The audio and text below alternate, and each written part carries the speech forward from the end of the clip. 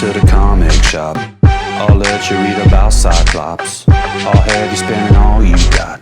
Comics Gate is looking hot. Blacklist.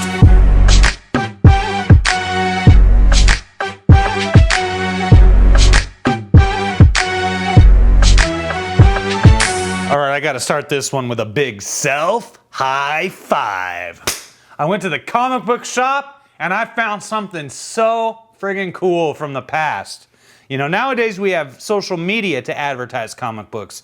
Back then, you only had Wizard. But then Image came up with an idea that was totally awesome. Bam! Inside Image. This is number 9 from November of 1993. And this makes me so excited because I haven't seen one of these since the 90s. And this is essentially like how they kept you sucked into the Image world, was through Inside Image. You got Troll on there. This is a Rob Liefeld creation. This is promoting his one-shot comic. Troll was a member of Youngblood, starting with, I want to say maybe issue number 5. And I recommend Youngblood 5 and up. And you flip it open, Freak Force, Eric Larson. He's the creator of all these characters. This was a fun little mini-series, mostly forgotten today, I would say. You get an interview with Jeff Matsuda, who is the artist here. And I would love to read this with you guys, but I'm going to suggest that you just go ahead and go to your local comic shop, go to the back issue bins, start digging around in there. You gotta dive right in. Dive right in. Like you're Greg Louganis, diving right in. To the eyes. Go to the eyes. And it's probably going to be under miscellaneous eye. Don't look for Inside Image. You're going to just look at the eyes and see if you can find one of these. Because it's super cool. And yeah, you got an interview with Troll. This is cute. Interviews, Troll Special, Jeff Matsuda. You think we're going to interview Jeff Matsuda. No, this is an interview with Troll, the character itself. Yeah, I sold the rights to my story. Well, first of all, it's not like a novel or anything. It's a comic book. So if you're expecting Dostoevsky or something, you're out of luck. It'll be a special one-shot comic with pictures and the whole 9 yards, and it's going to be hitting the stands sometime in November. Why did you choose to do your story as a comic book? Why not? So isn't that cool, like, that they did this? Here's Brad Foster, whose artwork I thought was very interesting. And he did some work for Shadowline. He did some backgrounds. And, he might have been one of the guys that, like, pioneered this whole tracing sort of thing that people are doing quite frequently nowadays. This is all the rage. There's Troll, Vanguard number 2. And this is all it is. And it just keeps you sucked in. It keeps you interested in, like, oh, well, what is the comic I'm gonna check out next? What's looking fun for me? Ooh, Images of Shadowhawk number 3. This is a 3-issue miniseries. Codename Strike Force. Wildcats number 6. Shadowhawk poster number 1. These are the first Image posters that were coming out, and they were selling them. They were 22 by 34, only $5 for those posters. That is a deal, people.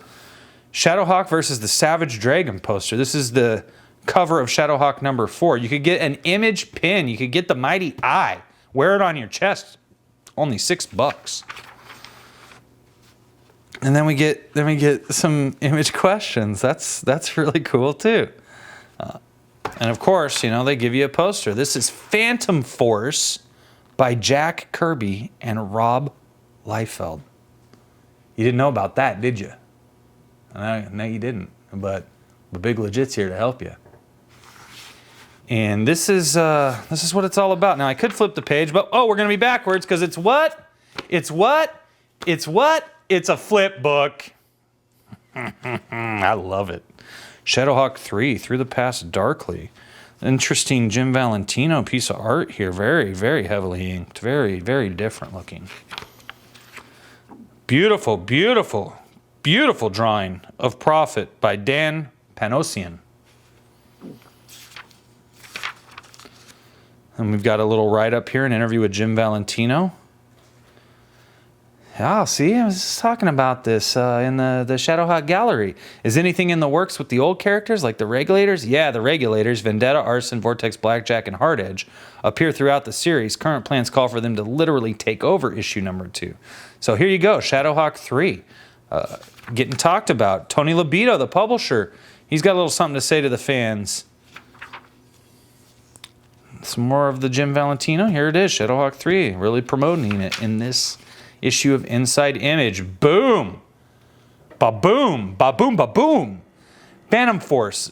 Not really anything that I'm into. God bless Jack Kirby, but it's not really something I'm into. This was though the King's very last completely penciled story. So that's it. Jack Kirby passed away right after he got done drawing this. How about that? Gen 13, this is where it all began. And this is such an entertaining comic book. And this moved the needle so much that I could probably spend a week talking about Gen 13 in a series of 26 videos covering the first, 26 issues. And I don't know what to say. This art here is not doing it justice. I don't know who drew this. I don't care who drew this. It doesn't do Gen 13 justice, as everyone out there knows already. Team Youngblood. That's my ish right there. That is my ish. I love that Team Youngblood. I love that Youngblood. I don't care if it was light on story. The art was awesome. The characters look cool because Rob knew how to make characters that look cool. Super Patriot number 4. I remember this being a 3-issue miniseries, but I guess I'm wrong. It must have been a 4-issue miniseries. Well, see, here we have Savage Dragon. That's my dog right there. That is him right there. I recommend, as I've said in previous videos, you can watch Savage Dragon, check out the first 3-issue miniseries, and then dive right into the series. Just go ahead and go out and buy yourself issue 1 through 25. You'll have a blast, and you can give it to anyone over the age of 12. I would not recommend giving this to anyone under the age of 12. It has some colorful language in it. It has a little blasphemy, but the art, the story, the violence, all off the hook in this. I have nothing to say about Stormwatch because I didn't collect Stormwatch. I bought issue number 1, but it just didn't do anything for me. People aren't going to believe this, but Jim Lee's books in general didn't do a lot for me. No offense, I love his art. I don't know. I just think we're on a different wavelength. Maybe we're into different things, and that's okay. I'm not dogging it. I'm not dogging it. It's just not for me. Same with Supreme. It's not for me. Spawn, however, yeah, that's definitely for me. If you wanna have a good time, you're gonna need to pick up 50 issues of Spawn. It's gonna cost you a little bit of money because Spawn is a character that lasts, a very enduring character. It's like the Energizer Bunny. It keeps going and going and going and going. And then, of course, a Wildcats miniseries hardcover, collecting the first, 3 issues of Wildcats, and apparently a Wildcats number 0. It's kind of weird. New books coming in December. I guess we only got one coming out in December. That's unfortunate. Or does this, so that I can put in my comics here. I'm gonna put Cyberfrog Blood Honey right here. I'm gonna put another Jawbreakers comic right here. I think that we can get Trump Space Force issue 3 out by December if we try really hard, and maybe someday my comic will be listed there. We'll see. We've seen this in the other side. Savage Dragon number 6 again. Look at that. I mean, it's so well laid out. Man, it's laid out well. Very impactful. Really wants to suck you in. That's cool. This whole thing is cool. I like this side better. And this is social media before social media existed, kids. This is a comic book company taking control of the industry.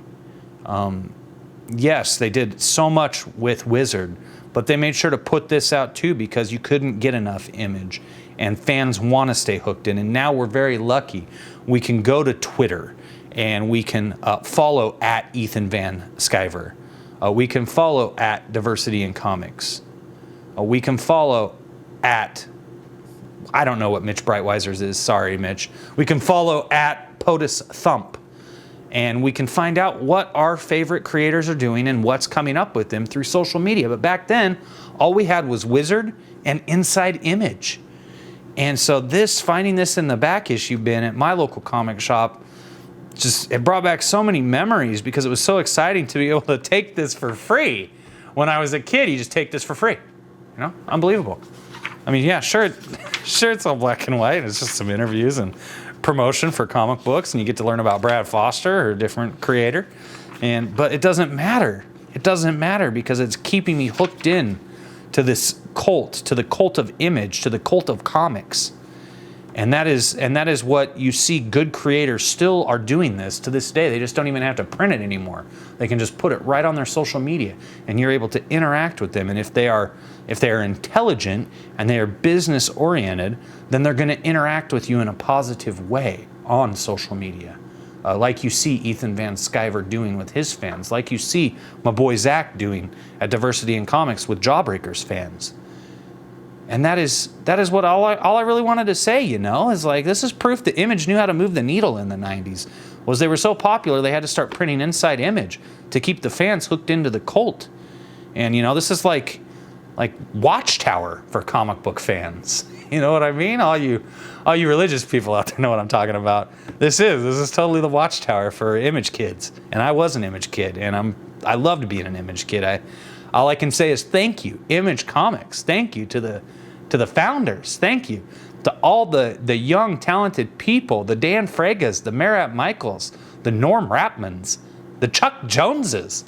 Thank you for your efforts. And I know that you had some stress maybe when things started going a little cattywampus, but I hope it was worth it because you guys all deserve credit, even now, 25 years later. I'm still thinking about you. I still love you guys.